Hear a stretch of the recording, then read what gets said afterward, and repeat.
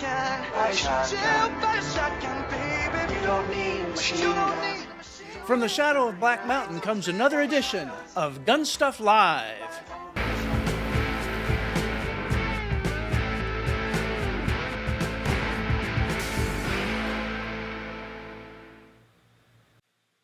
Thanks for watching. I'm your host, Chris Swainhart, and this is GunStuff. GunStuff is dedicated to arming America, one law-abiding citizen at a time. You're watching our streaming show. You can watch our regular episodes on Amazon Prime, Roku, Apple TV, and the Right Now television network. We're putting a lot of our newer content up on Rumble. If you're not a member of Rumble, you should be. Go to rumble.com and sign up, and you'll be able to see content from Dinesh D'Souza, Dan Bongino, yours truly, and many other freedom-loving content providers. That's at rumble.com. I'd like to take just a moment to thank our sponsors for today. First, Freedom Processing. Freedom Processing gives your company the freedom to do business the way you want. Whether you're in the shooting sports, retail, medical, or commercial, Freedom Processing has the right solution for as little as $0 per month. Learn more at freedomprocessing.us. And we thank them for their help. Now also, not to be forgotten, is ADCO. Now, we're going to be talking about ADCO a lot on this show today. I'm going to just give you a little preview for you regular watchers. Go to gunstuff.tv and put in the item code STKIT. Just put that in the search bar, and you'll be able to find the ADCO Super Thumb Kit. It's great. It's got 8 different speed loaders, over 100 different firearms, probably thousands of configurations. It'll work for you. Now, it costs normally $59, but thanks to ADCO, it's free. All you have to do is watch GunStuff. Later on in the show, we'll give you the code. And by the way, we're mixing it up. We're really doing something crazy today, and you'll be able to find out later if you stay tuned. So that's what's happening today, and thank you to our sponsors. Now let me see if I can bring along my erstwhile co-host from yonder years, way back when we were in the fair state, the bluegrass state of Kentucky. Let me see if I can get him back in here. Scott, are you there? Hey, Chris, how you doing today, buddy? Oh, you're there, and I'm so glad to see you. You know, this place is pretty lonely without you. And sometimes it can get lonely right here in the studio. I like your decoration. Now, I know you do a lot of work with youth groups. I see you have a whiteboard behind you. Is Yes. that what you use to help the youth groups that you minister to and so forth? Yeah, we do, but this, being that I'm out of the home right now, sometimes we do a lot of functions here, but just this is my whiteboard. This is every morning I get up and I rewrite my to-do list and I go through and and put the priorities on there. And apparently that's a priority on the whiteboard right now. So well, yeah. I was going to say you put GunStuff on there, but it looks to me like it's a very nice display. So when you have any of these youth groups that come in there, they get trained in the Second Amendment, I'm sure. Yeah. Yeah, so I actually do. I have displays where the guns are locked on the wall, so the ARs snap in and lock, and I have those on my wall. So we do have parents come in sometimes, and they're like, "Hey, I don't know if that's safe," and I'm like, "No, it's totally safe. You're all right." And everybody's like, "Oh, okay." But I mean, I'm like, these things are stinking awesome, and you buy these and you spend so much money on them that you're like, I want this to be on display. I don't want to lock this away in a safe where I can't see it. So mine are out. Mine are on the wall. First-time viewers may not be familiar. All you have to do is go to our website and read about us, and you can learn a little bit about Scott's bio, former Marine, his latest stint as he retired as an air marshal. And, I always wondered if air marshals had guns. I think they do, don't they, Scott? Yeah, some of them do, but I mean, yeah, they teach them kung fu and stuff. So I mean, they can help their own, I guess. Well, I've seen all those television shows. You get up in the metal tube and they shoot something through the window, and then all of a sudden people get sucked out. Did you ever see that during your service as an air marshal? Yeah, nope, not at all. That's one of the great myths. And the thing is when we went to academy, that was our first question. We're like, hey man, what are we gonna do? Because everybody knows you shoot the window out and everybody gets sucked out. So guys, that's not true. Yeah. we had plans developed in our head that we're going to wrap our arms inside the seat belts before we shoot and all this other stuff. Good And then we idea. got up there and we found out like, no, the whole plane leaks. It's not airtight. Oh, okay. It leak. That's why they over pressurize, and it leaks from all places. So you could put a bullet hole in there, and you probably wouldn't even hear it whistle. So yeah. Well, hey, Scott, I'm thinking to myself, you viewers may be hearing somebody chuckling in the background. I probably shouldn't wait any longer. Ursula, that you're here. Hey, I hope you give me a good introduction like you gave Scott. I was like, that was awesome. Yeah. Yo, Scott, if he dies, he's going to talk at your funeral. I'm just throwing that out there. I know, right? Yeah. He's going to give the entire eulogy. My eulogy, man. Yeah, just fly back to Kentucky and just hook me up. There you go. Yeah. I'll have to take the highway since I'm staying off of airplanes. I've learned so much about it. I realized I don't ever want to fly. So if there's a crazy situation going on and there's something funny happening, I am definitely going to be the one to give up our position by laughing. I'm just going to say right now. So, well, don't bring her along, or at least don't crack a joke. Yeah. That was funny because I actually had those same thoughts too. So, and of course, I am a huge movie fan. Like if it's a good action movie, I will totally watch it. And so that kind of reminded me of the training scene from SWAT, where I'm like, man, if they got to shoot somebody on this plane while they're going through their little SWAT test, like what would happen? Like what would actually happen if the plane was not grounded? Like, does people get sucked out? Because you've seen all these movies where like you don't know, and I don't even know who would know the true answer. So yeah, that would have been my first thought too. I'm like, man, I'm gonna grab hold of anything that's bolted. Like, yeah, we trained for every possible scenario that you could think of, and you would do it. I can't say how much you train, but you'd be a couple days a week probably just learning the aircraft and where you can shoot and where you can't. And, even at one point we had to learn how to do work all the landing stuff to land a plane in case there was scenarios, in case the pilot got shot.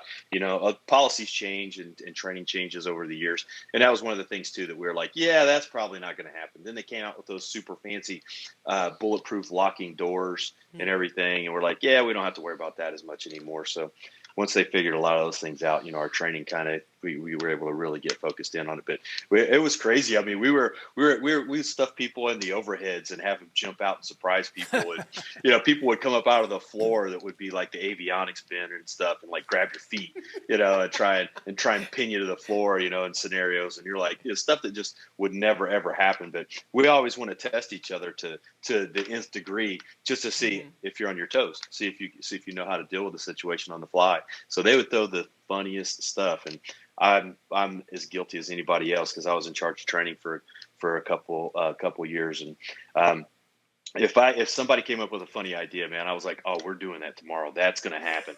And you name it, and we put it all in there. So. And that is why you're a match director. Hey, so I do the same thing. So so I know a couple of the shooters that shoot out here in Arizona. I know they don't really watch GunStuff, but I've been hinting that they should. Yeah, because should. So there's my next match is actually going to be on Halloween. So I decided to do a full-blown post-apocalyptic match. So like I'm gonna have them shoot from a shopping cart. Because, you may have to push a shopping cart full of your stuff up the road to get to your next or to your bug-out location. So why not have them start practicing retrieving your gun from a shopping cart? Yeah, I think that would be a great idea. A couple Halloweens ago, I did all horror movies. So, they had to move a shower curtain and then engage a stage. They had a target right there, so it was a point-blank face shot. It was just... That sounds awesome. That sounds like so much fun. Oh my God, it's so much fun. So because of the movies and because since today we're talking about shotguns, so found out Chris does not watch nowhere near as many as movies as I have. Well, at least not the shotgun movies. Yeah. Some of the most iconic movies had shotguns in it, like Terminator. That was a huge one. What was the one guy? He had the Mossberg nightstick. Who? In fact, that's a question for you viewers. Who was carrying the Mossberg nightstick, and and his name rhymes with aft. Shaft. Oh, yeah. Yep, All there you right. go. See, that's one. Hey, But, there you go. I saw that I one. am huge on movies. So one of my biggest ones. Bad mother, shut your mouth. Yeah, Hey, wait a minute. I get us kicked off a Rumble. Yeah, that would be bad. We don't want that. It's bad enough we're talking guns. I'm like, oh great, now everybody's cussing. So, Yeah, you can have one or two, but not both. Hey, Yeah. before we get too far along here, Ursula has already co-opted us and introduced our subject for today. it's in the title. It's in the description. Everybody Yeah. knows we're going to talk about shotguns at some point. Like, Well, you might not know why, and that's why I'm turning to open up my mailbag. And the mailbag, I need to read this for you. This one came in during the week, and this was the genesis. Now, this tells you folks that if you're watching the show, you make some comments or sending us text or whatever, we do listen to you, and a lot of times your stuff makes it on the air. This one says, Dear GunStuff Live. What's that? Who is that?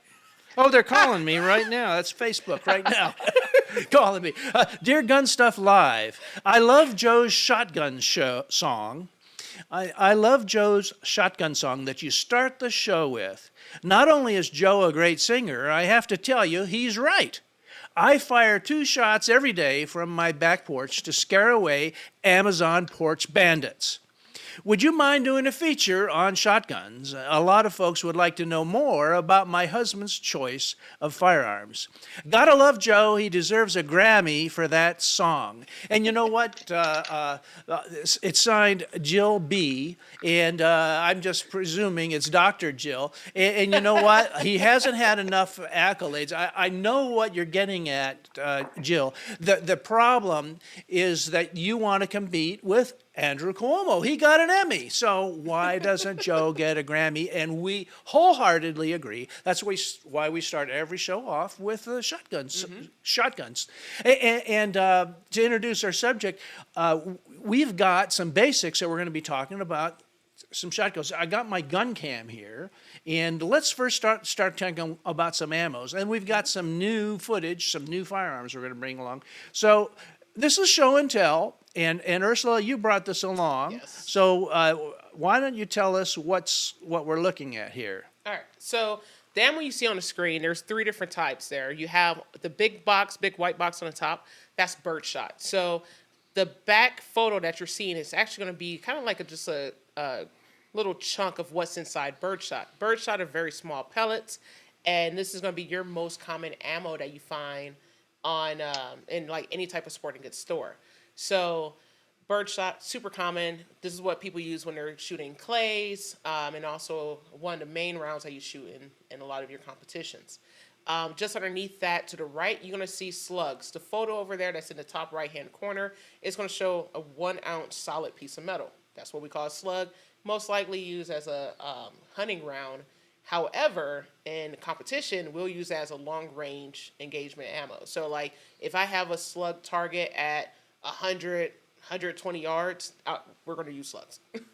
We're not going to use birdshot because the velocity of it is not going to reach what I need in order for me to actually hit that type of target at that distance. And then over onto the left, I don't know if Chris can kind of move it over there. That's going to be buckshot. Buckshot is going to be much larger pellets than birdshot, and those are actually going to be also used for hunting, but they're also used in competition as well. So what you see featured over there is actually going to be 9-pellet buck. That's one of your more common ones. I know some people who hunt turkeys with those. I've used it in competition setting because I'm not a hunter. I've actually shot both metal and paper targets. And how they score paper is that you have to have a minimum of, I think it was a minimum of like 5 pellets needs to be in the scoring ring out of the 9. So there's different ways how you can kind of control your pattern and things like that. And we'll get into that a little bit later when we go into the actual nomenclature and stuff like that of shotguns. But that's going to be your main common ammo on the market. Hey, Scott, Yeah. a question for you. Have you ever, I know some people hunt deer, don't they, with big slugs? Slugs, yeah. Yeah. I believe Indiana is the closest one to us that has a shotgun, and a lot of states in the nation that you can only shoot in any type of firearm, if it's not muzzle loader or with any type of its own separate cartridge that contains the propellant and the projectile and everything all at one time. So that seems it could be, and so like places like I'm from Indiana, you can't hunt with a high-powered rifle in Indiana because it's so flat. So it'll hit a farm field, Okay, that skip makes off sense, the ground, and it'll go to the next county, and you have no idea where that bullet's going to go. So you're only limited to slug because the slug is only going to go so far, just because it's such a big has a big surface area. It's going to slow down it's going to drop so quick. So once it hits and it begins to tumble, it slows down so much faster. And a lot of times it's so heavy, it doesn't really go far. So, like 100, 150 yard shot, 200, whatever. I've seen people shoot deer at extended ranges because you can shoot the rifled barrels with slug for hunting guns and stuff like that. But most people shoot it out of the saboted rounds out of a smooth bore. Yep. So it's really to protect us, Yes. not to Yeah, it's a protect the safety. deer. That's a Yeah, big it's a piece of safety. metal flying around. Yeah. And so one thing I also learned over the years was that a lot of the ammo that I talked about, there's two main kinds of versions. You'll hear your standard is going to be your normal high power stuff, and then for competition, because we're all a whole bunch of cheaters, we run low recoil stuff because we want to go fast. So like your standard velocity on slugs are going to be about 1,600 feet per second. But for your low recoil ones, you're looking at about anywhere from 11 to like 1,300 feet per second, which is cool. I can shoot that faster. Granted, I'm sacrificing velocity. So therefore, because I'm sacrificing that velocity, I can't shoot as far. So I carry both in my ammo cans whenever I go to a match, because if it's like I have to shoot up close paper targets, which you can shoot slugs on close paper, I'm going to go fast. So I'm going to shoot the low recoil stuff because that stuff doesn't matter. I just want to be fast. But if I have to, have a precision shot at distance, I'm going to use the standard, the hot stuff. So this is how you kind of game a little bit. Yeah, and exactly. And the thing is as a competitive shooter, you want to take advantage of everything you can. So these loads have been around for a long time. So like the light loads were generated for more of your light game. Like if you're hunting dove or something like that, you hit a dove with a buck, double out buck or something. There's nothing left to eat. Or a turkey. Some of these you hit some of these game. Birds and stuff, waterfowl and things like that with some of these bigger ones or faster moving. There's, it destroys the meat. So you don't get to harvest a lot. And the big thing is if you're trying to hunt to feed, then you don't want to destroy any of it. So, all these different loads have been around for a long time, and they've been adopted by the competition world, like you said, like low brass and low speed and light recoil stuff like that, because they shoot them and they're like, man, I can get back on target faster with this light recoiling round. So they start to build their guns and their competition guns around that round, because these rounds are standard and they've been around for a long time, and you can find the ammunition just about anywhere. So yeah, exactly what you're saying. That's interesting because it's been a long time since I've been out there hunting game, but I seem to recall, and I've seen this on television a lot. They'll load a shotgun shell, and they'll have salt, and they'll put it into the shotgun shell. Is that to season the meat before? I don't know, but I would try it. Yeah, I don't even eat meat, but I would totally try it. Put a little rock salt in there, season that thief's ass. Pretty much is what. I thought that's what that was for, and and the other day when I was getting ready for this show, I was trying to find some extra ammo, and I went up to the local gun store and asked them if they had any shot-filled things, and they said they were fresh out. They wondered if I had needed any pepper, though, and I said I don't think pepper guns are allowed on the show. So you got to put a little in there, a little season, a little paprika, throw a little sage in there. I don't know. Maybe you can use pepper spray, like just spray it at the turkey. Yeah. Well, I'll tell you what though, that's the awesome thing about shotguns, because they're so you can make your rounds so easily that I think I've watched a video and or seen just about everything you could think be shot out of a shotgun. I've seen people just take scoops of like whatever's on the bottom of their toolbox and just dump it into a casing and then crimp it and fire it, just the dumbest stuff, Yeah. and that's all like you're talking about, like the post-apocalyptic scenario. They're like, well, let's see if it works, Yeah. because you never know if you're going to have to use it, So Yeah. here's a question to both of you. It's another different gauges, and we see 10 gauge, 12 gauge, 410 gauge, and 28 gauge. So let's talk about those gauges to help us understand. Let's start with the 410. That's a popular gauge. I used to, when I was like 11 or 12, that's what a lot of young people start with. Scott, what about the 410? What's that all about?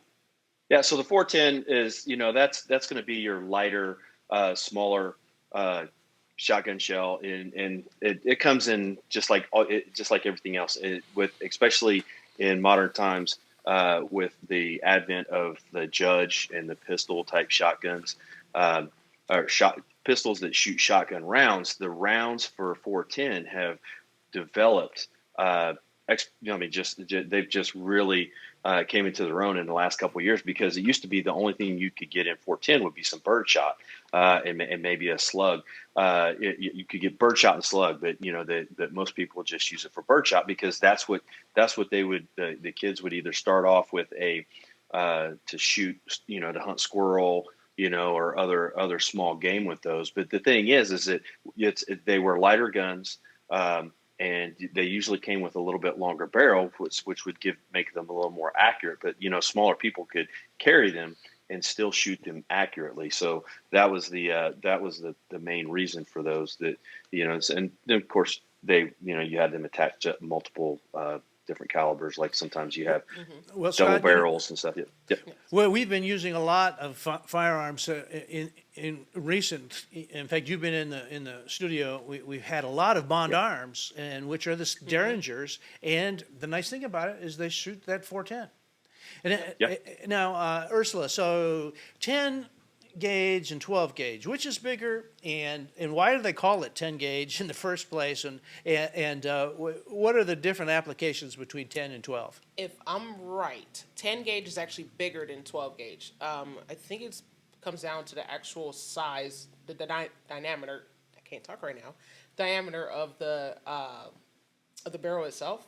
So in the ammo. So correct me if I'm wrong. It's like the bigger. All right, so like the bigger the number, actually the smaller it is. So like a 16 gauge is bigger than a 12 gauge. However, in competition world, you'll definitely see both 12 gauge and 20 gauge.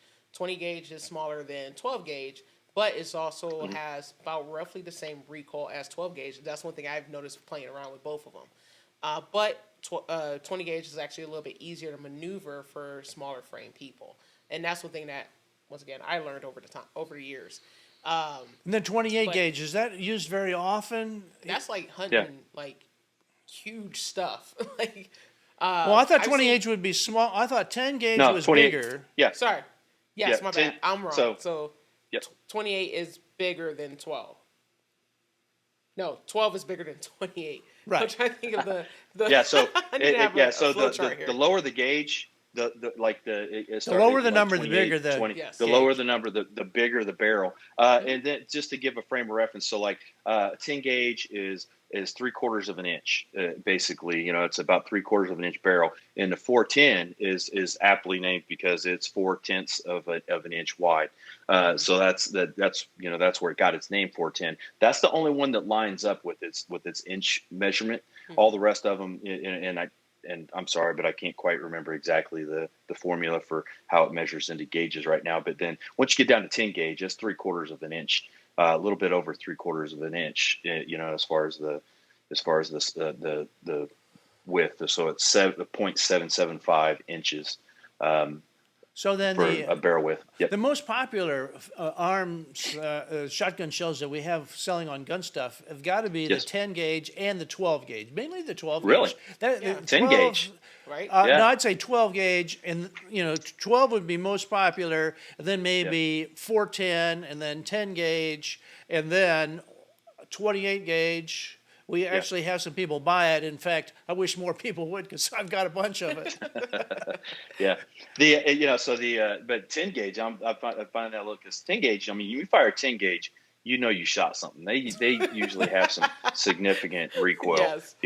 So 12 gauge is kind of a standard, and depending on the recoil system on the, if you're just shooting a straight pump and you just eat all that recoil, 12 gauge feels pretty, but then you got like your Benellis and some of these other inertia driven ones that have a recoil system that mitigates some of that. But you shoot a 10 gauge, I don't care what kind of 10 gauge you're shooting, you shoot it, you feel it. It's like you're gonna know it. Yeah. It's So like taking a punch to the shoulder. Yeah. So we get a lot of new viewers here. Oh, by the way, that this might be a very good time to introduce a news subject here, and we haven't really talked about this. I've got a button for it. I thought I did. Oh, I never programmed the news button. I guess we're not going to have it. Let me find it over here. I swear to God, every week. Yeah, Chris changes something. There we are. Every week. Okay, the Wall Street Journal tells us, this just was in the news, women are nearly half of new gun buyers. Now, does that sound surprising to anybody? Not one bit. Nope. So that actually been going on for the last 8 years. I've been competing for 6, so a little bit before I got in. Holy cow, man! And it's kind of cool. That's a good photo. A girl and a gun. That group, I actually work with them as well. But not surprised one bit, because more and more women are learning how to be responsible for their own safety. And that's the biggest thing when it comes down. Actually, it's not the biggest thing. It's the second biggest thing of the Second Amendment. So when a lot of women are finding out, hey, you know what? It's super dangerous when I go do my day-to-day dealings. I need to find a way to protect myself. My husband's not always going to be here. Or a significant other is not going to be here because it is 2020 and I don't know what you're doing in your personal life. So they have to take that responsibility. But not only are they becoming new gun buyers, new gun owners, I've never seen so many people, women, buy training. They're huge on getting trained, and they're also huge on getting their children trained. And not just how most of my white friends grew up was that their dad or uncle took them out to the woods and they tried whatever gun they had. Women are actually taking their kids into more structured training facilities to actually learn firearm safety. They start safety and then they get up into actual manipulation and marksmanship. And it just they start the snowball of education. That's the thing I absolutely love about this. Well, it's an amazing me thing. too. And let me ask you both, is a shotgun, if you're a first-time owner, is a shotgun the best choice for home defense? We'll say that. Scott, how about you? No, I don't. We have I don't the same think it is. face. I love it. I love it. We look kind We're of. The thing is, every gun is built is purpose built. Every gun is designed for a use, and shotguns were designed for hunting. That was their original intention. So that's probably not the best thing. It depends on. But they are used depending on how. I'm sorry, but depending on how you want to use it. So ways you can use a shotgun is you can load them progressively more lethal. You can load them. So for some people, I've even suggested load your first round buckshot and not buck, but I mean bird shot, and then the next one buck, and then the slug on, so it gets progressively more lethal. So if you just continue to shoot, because some people are just they're just like the judge rounds. You could. A lot of people don't want to carry a gun because they don't want to kill someone, right? So some of the other options are you can blast them full of birdshot, and they're definitely going to stop what they're doing. They're gonna think twice, and then if they keep coming, then you can keep hitting them with progressively more lethal rounds. So that's one of the ways that I think it could be used as well. Oh wow! Not necessarily a popular opinion, because I've heard a lot of people. I've heard a lot of people argue with me that if you're going to pull the trigger, then you need to be ready to go the full distance. And I believe that's right. But at the same time, if someone doesn't want to carry a firearm because they don't want to take a life, but all they want to do is defend themselves, they'll be more likely to carry something like that if they think there's a chance that they may not kill the person, but stop them from attacking them. So less lethal isn't near as effective as we'd like, but putting a whole bunch of birdshot into somebody's ass, may stop them from coming, from continuing to attack you. But then if they keep coming, hit them with slugs. You can just step it up. But it is one of those things. You're going to be able to put the rounds pretty much right where you want them.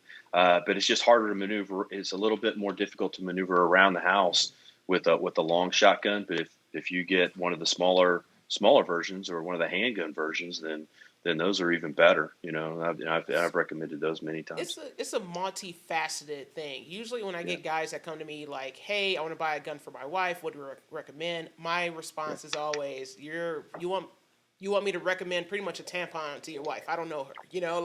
There's so many other things that go into a firearm, especially we're talking about shotguns here for home defense. Every person is different. Every house is different. Every neighborhood is different. Everything is different. So I'm not gonna lie. When I first got into firearms, somebody basically, we call them FUDs. Like the old guys are just they are stuck in their ways. They're like, a shotgun is great for home defense. I'm like, yeah. So just for crap and giggles, I ended up buying, it was a gift. I got an 870 Police Magnum, awesome shotgun. I fully tacked it out. As soon as Magpul came out with all their furniture, I was like, this is great. But I don't even use that for home defense because, in Arizona, most of our houses are made out of, styrofoam and stucco. So anything I shoot out that gun in my household is probably going to go into my neighbor's house, and we don't want that. Plus, at an 18.5-inch barrel, that's kind of hard to maneuver in not just my house, but a lot of my friends' houses I've been in, because unless you live in a cookie-cutter type of neighborhood where every third house is the same layout, they're not, these, depending on your household, shotguns are not the greatest thing. And then on top of that, another thing that a lot of people don't think about, if it's a single gun household, if there's only one gun, I think everybody in that household should be able to know how to use that gun. So grandma with the bad hip that just had to move back into the house because she needed a little extra help, she's not going to be able to run, Remington 870 or Mossberg 500, 590, whatever. She's not going to be able to run that effectively. So, well, I hate to interject here. I opened a can of worms. It sounds like, but yes, I guess it sounds to me that both of you somewhat discredit President Biden's idea of shooting the shotgun in the air from the back porch. That doesn't work for... somewhat being ineffective. It might stop the porch pirates, but maybe nobody else. Yeah. We'll talk more about home defense later, but we want to stick with shotguns, and we've got some new shotguns that we brought in here. Let's see, and let me get Ursula back involved here. Ursula, there you are. So show us more show and tell from Ursula. We've got two different shotguns that we brought. We took out to the range. In fact, I'll show the first one here. It's the Asilcon, and you could tell us a little bit about this, Ursula. Here it goes. There you are in action. So, the Asilcon, this is the IT1. So, I think I talked briefly about it on previous episodes, that if you've always wanted a Benelli M4, but you don't have Benelli M4 money, this is actually a really good substitution for that. I think the price point, what we talked about, was about, what, $5-ish, maybe, I don't know. Yeah, something like that. I'm not really sure. So it's a good fraction of the price. And in the video that he showed the clips of, I was actually shooting buckshot. So buckshot actually has a little bit more recoil than birdshot. That ranges, that particular range requirement that if you're going to shoot any shotguns, it has to be buckshot. Apparently the BBs actually gets up into their ventilation system, but just running this gun actually felt really good. Actually, it was super soft and it's also lightweight. The Ascalons are made in Turkey, and this particular one is an 18.5-inch barrel. It's kind of set up for your tactical. I love the handle. Here. Yeah, it is pistol grip. And it's holding, I would say, 3+1. Does come with your what we call a slug sight. So you do have your front fiber optic, and you also have your peephole in the back. And it also has a rail on here, so if you do want to co-witness with red dot of your choice. Oh yeah, that's great. Huh? Oh yeah, red dots are awesome, great for quick acquisition. And it does have a fixed stock, but it actually felt pretty good. This is actually one that I do like. So, would I run it for home defense? No, because my thing with home defense is that I like running an AR pistol, which has mine has a 10.5-inch barrel, and I can run around my house with no problem. And Yeah, we've talked about that before. Yeah. We've got a few of them sitting right over Yes. here. And then I also like running frangible ammo in my household because I don't want to shoot my neighbors while I'm trying to like defend myself and anybody else in my household.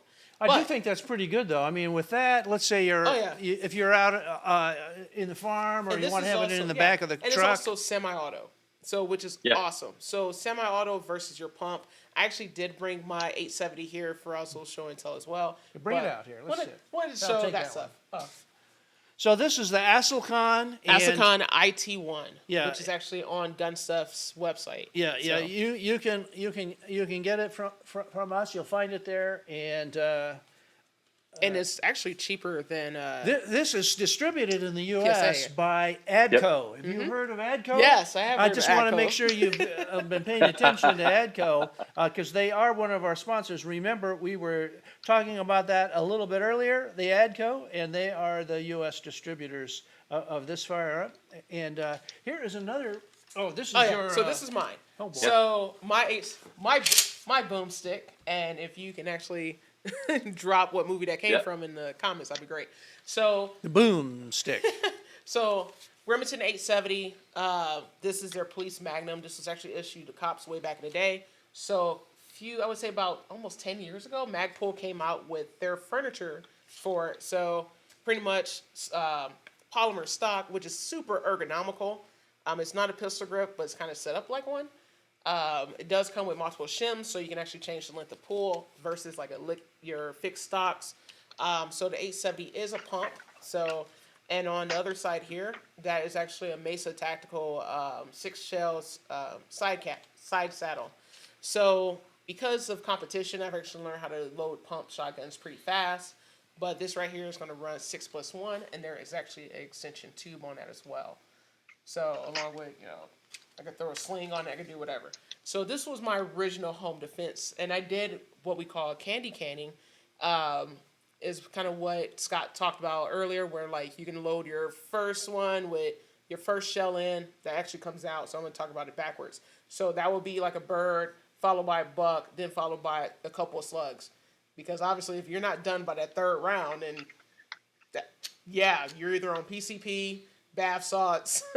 At that point, no, you're not stopping. I'm gonna have to do everything I need to do to stop you. Yeah, unfortunately, that's the truth. Yeah. So this was my home defense. Hey, Scott. I still shoot it. Yeah. So, yeah, it just like with the shotguns, like the pump, you're talking like the pump versus the automatic. Like you run the pumps have been around for a really long time, but so have the automatics. But the pumps were usually picked up by like police and stuff like that because they're a little more dependable.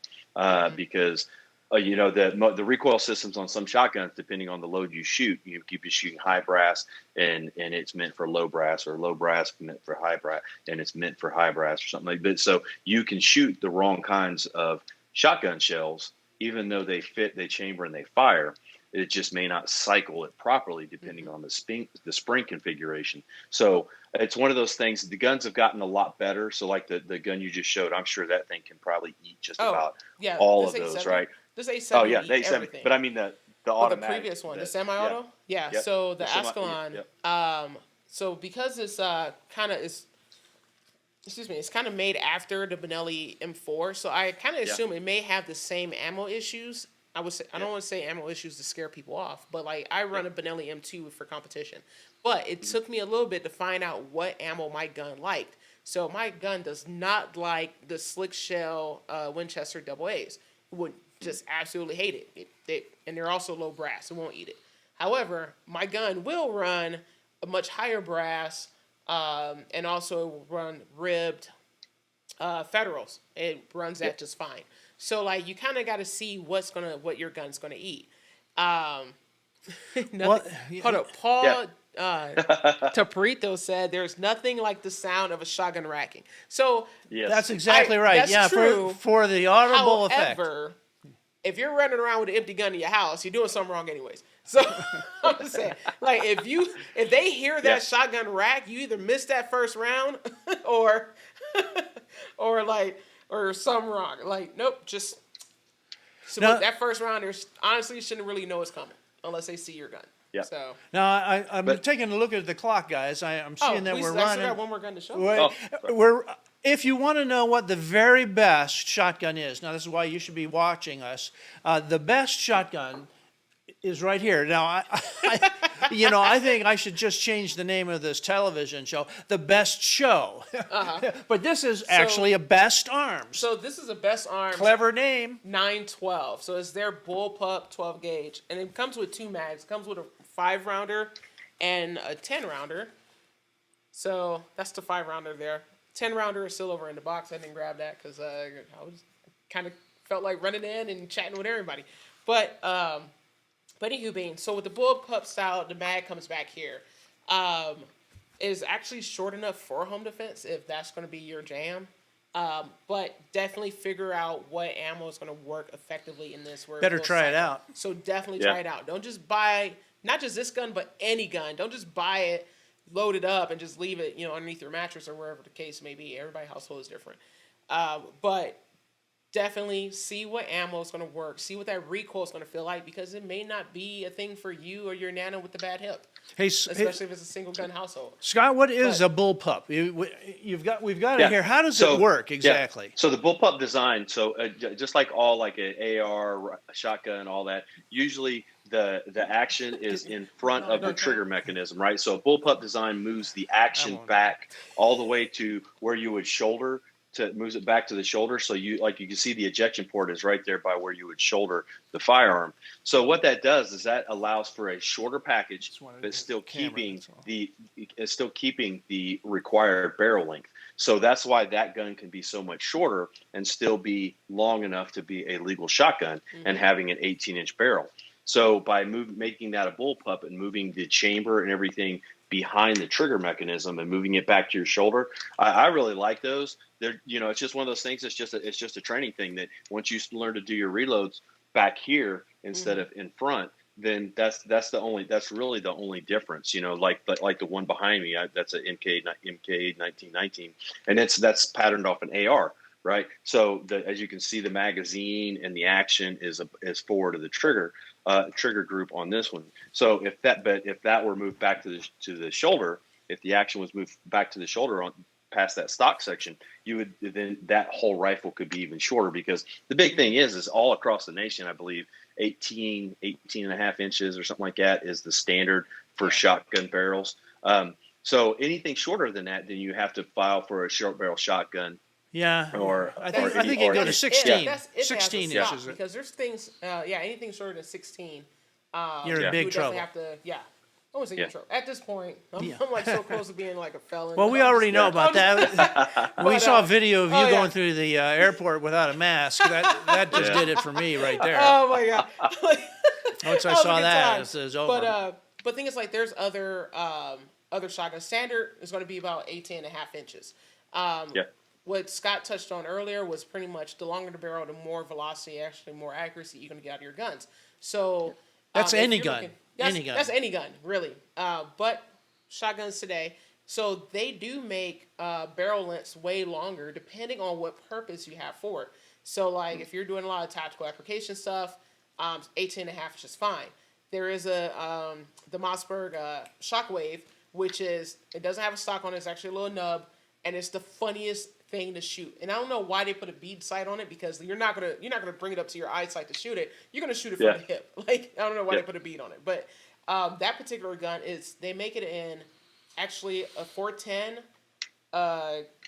12, and a 20 gauge of that. And the 12 gauge, I'm like, you're gonna break your wrist trying to shoot this thing, because I actually tried shooting it and I was like, this is horrible. But I actually prefer the 410 and the 20 gauge in that particular gun because it doesn't have a stock. Hey, I got some footage of you in action with that. Okay. We forgot to show that here. So there it is. And I was shooting double-aught buck, and it was shooting buckshot all day. My shoulder was sore because I've not shot shotgun in so long. because of the whole end of the world thing. So I've been on like rifle and pistol. Because like at this point, shotgun is for breaching. Yeah. So that's been my jam lately. Yeah. But yeah, getting back into shotguns. But yeah, there's nothing wrong with it. Good system. Definitely find what ammo works for you, what gun works for you. There's different styles out there. If you're an AK guy, they do actually make semi-automatic box fed. When I say box, I'm talking about magazine fed shotguns. That's an AK pattern. Like there's so many Yeah. options out there. But what GunStuff have is great too. Like definitely check out the website. They're actually better prices I've seen on GunStuff than I have on like PSA and some other big distributors like that. So definitely check them out. But Well, this so year's definitely and fun. one more nice shot of. Let's see if I can find that again. So there it is. You know, I think it's very cagey of these guys, cheeky, to name their company Best Arms. But hey, I'm not going to argue with them. That's pretty cool looking firearm. You know, I wonder if that was I wonder if that was something that because people go in and they type best. Like best gun. I'm looking for the best whatever. Best gun. I'm looking for the best gun. I'm looking for the best computer, best running shoes, that's exactly best what they did. whatever. I wonder if that influenced that decision. But the thing is that I'm really a big fan of the bullpup shotguns and the auto and the ones that are semi-automatic. So because I've seen people under stress try to operate pumps and stuff like that, and it can turn into a shit show real quick. So if you're not familiar with it, yeah. But the thing is, but the reason that most agencies and most police departments and militaries have picked them is because that is the most versatile. Because when you're working that shotgun, you can bring it back. If it gets a jam, you can jam it on the ground and break that jam free. Or as you're loading, you can drop in different rounds for whatever your purpose or whatever your needs. So you walk up to it, you get up to a door, and you need to breach the door. You can rack it, let that round fall out, drop in a breaching round, and send it forward, and you can breach, and then chamber it right back up, and it picks up the lethal round. Whereas it's harder to do that with semi-auto shotguns. It's completely a training thing. Some are easier to do than others, but the pump is the workhorse. Any of the pumps are just built to be workhorses. So they're rough, they're overbuilt, they're meant to be slammed on the ground because every single one of them is, if you get some kind of jam or something, you're supposed to drive it right into the ground to break it loose. Yep. So and one thing we didn't talk about also on the shotguns is chokes. So got all the touching on those real quick because I know we're getting ready to come to an end. I know you got different chokes. Real quick on chokes. Yep. So what a choke is actually just a piece of metal, and it actually goes inside of your muzzle. So the choke's going to add or take away some of the restrictions of the burst, mainly of, I would say, whatever round, because you can run chokes with every single type of ammo out there. So you can run it with slug, you can run it with birdshot, you can run it with buck. But you have to think about physics. If I'm going to run a tight choke with buckshot, it's going to spin all those little pellets. So all 9 of them, if I say, your standard your 9-count double-out buck, or 9 shot, it's going to spin those and actually open that pattern a little bit more. However, if I run a wider choke, as in like a cylinder or even a approved cylinder with buckshot, I'm going to actually have a pretty decent pattern. They're going to stay kind of tight together. So that's some of the things that you're going to learn by shooting all your ammo with all your type of chokes. Definitely try everything out on what we call on a paper target. And there's some sporting clay ranges that will actually go out there and pattern your chokes. So they actually have like a little oil slick board, and they'll, you can shoot it and you can kind of measure your patterns as well. Biggest thing with chokes, especially for bird shots, since I have a whole bunch of pellets that I'm trying to move, the tighter the choke, the farther my pattern is going to go. So the wider the choke, the less of a spread or less velocity I'm gonna have. So it's a little science game, and that's why I love chokes. So if you actually see a company like Best, actually no, this is an Ascalon. Ascalon, the IT4 that I showed earlier, comes with 2 chokes. It comes with a mod, which I have, and it also comes with an installed, I think that's a 5. Excuse me. That's a 4. Oh, yeah. Sorry. 4. That's 4. So it's a 4-notch one. So that's going to be improved cylinder. So 1, 2, 3, most 4. of them going to have some type of notch system, so you can kind of gauge what it is. But most of them are going to come with a modified, which is going to be a pretty tight but not too tight choke, and then you're going to have a improved cylinder or a cylinder, which is 5 notches. That's going to be a very wide pattern. I love chokes, and if you're a 12 gauger, quick little tidbit: keep a quarter with your chokes, just in case you lose your choke key, or if your barrel is shorter than your magazine tube, you can actually just use a quarter to tighten in your chokes versus trying to use a key and only getting quarter turns because you can't go past your magazine tube. But chokes are definitely worth it. That's how you know your game is by you can look at a target and be like, oh, I'm gonna run this choke because I know the velocity of my ammo and I know the pattern of my ammo. So chokes are good. And so and the thing is the chokes are just the chokes are meant to give you a tighter cone, a tighter, like as they hit on paper, they'll either be closer or they'll be further. And the thing behind those is like your bird hunters and stuff like that. You know, if you don't want to shoot, if you're turkey hunting, you want a tight pattern for so that way you shoot the turkey in the head and it doesn't ruin the turkey body, you know, because their head sits up above, you know, above their body, so you can hit the head without destroying the meat of the body.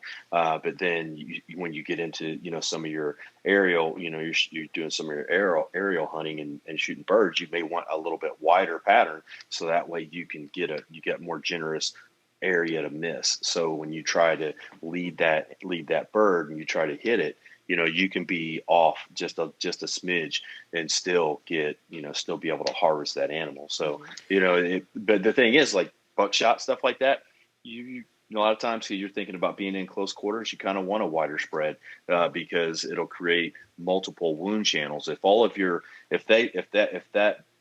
those, say you're shooting double out buck and all those pellets come out and they all stay in an area just a little bit bigger than the barrel itself, it'll do one devastating wound channel in that one spot. But if you do a gut shot or something, and then maybe that's not lethal, but if they spread out, now you've got all these 32 caliber pellets hitting all over the torso, which is much more effective. It's, you know, it's like getting hit with a bat, you know, in the hip or something like that versus getting hit by a truck in the chest. You know, it's one of those things that if you can put the further out those pellets spread on a defensive shotgun, the more damage it's going to do because it creates much bigger wound area. Well, you know, an area over this big. You know, the thing I was worried about this show is that we wouldn't have enough to talk about, and we're getting about twice of our allotted time. So but real quick, last word, Ursula. This is it. Home defense, no more with buckshot. Regardless if it's buckshot, regardless if it's birdshot, you are responsible for every single pellet that comes out of that gun. So keep that in mind.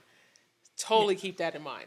And Paul, real quick, Brito again. He said, "Love the smile on your face, like a kid with a new toy." I don't know if I was just happy because I was just shooting, which I get all the time, anyways. But if I'm shooting a new gun that's not even mine, even better.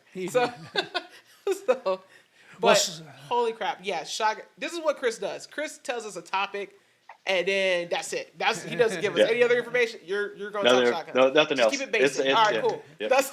Well, anyway, I think we got a lot of information. We talked about different types of shotguns, rounds, and gauges, and chokes. So that's a lot of the basic stuff. Scott, I want to thank you for being here with us today. Ursula, we didn't even get a chance to talk about, you were doing some stair climbing this last weekend. Yes. We'll have to talk about that later. Want to thank all of you viewers. Now, I don't want to forget Adco, our sponsor. Yes. Okay. So now remember, to you folks that are watching, go to gunstuff.tv. See, we need to be able to give it to you. So go to gunstuff.tv and put in STKIT. That's the item code of the product. That's the super thumb. Don't be afraid, because you're going to see the $59. All you need to do is put in the code, and the code of the day is Adco. Adco is our sponsor for today, and we appreciate them. The two shotguns that you've seen featured today, the Asselcon and the Best Arms, are both brought to you by Adco, and they are U.S. distributors for these, and you're going to be seeing a lot more. not only these great Super Thumb kits, but a lot more coming from AGCO here in the very near future. And I want to thank each of you for watching. It's been great talking to you today, and be sure to remember, next time you need to get stuff, get your stuff from GunStuff.